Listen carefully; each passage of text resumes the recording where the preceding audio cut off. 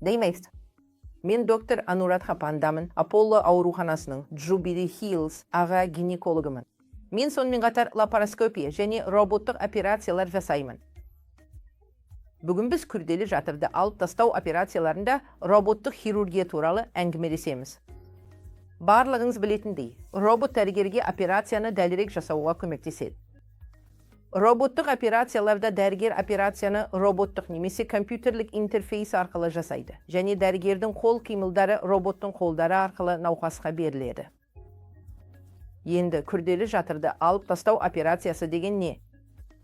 Егер сізде жатыр өте үлкен болып, көптеген миомалар бүкіл жамбас аймағын алып жатса, немесе сіз бұрын бірнеше рет операция, кесарі тілігі, лапаротомия жасатқан болсаңыз, не болмаса адамның салмағы өте жоғары, дене салмағының индексі BMI тым үлкен болса.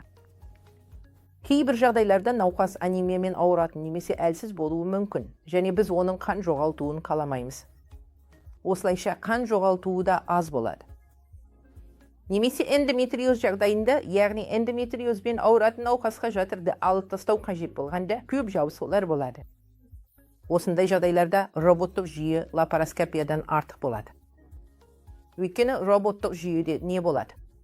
Роботтық қолдар мен құралдардың қозғалысы 360 градусқа дейін жетеді. Сондықтан құралдар жамбасқа өте терең ене алады және операцияны нәзік жасауға мүмкіндік береді. Сонымен қатар көру мүмкіндігі де операцияны жақсырақ жасауға көмектеседі. Осы жағдайлардың бәрінде науқас роботтық операциядан әрдайым пайда көре алады. Себебі қан жоғалту аз, ауырсыну аз, ауруханада жату уақыты қысқа, ал көп жабысуы бар. Семіз немесе қосымша аурулары бар науқастарда асқыну қаупі әлдеқайда төмен болады. Рахмет.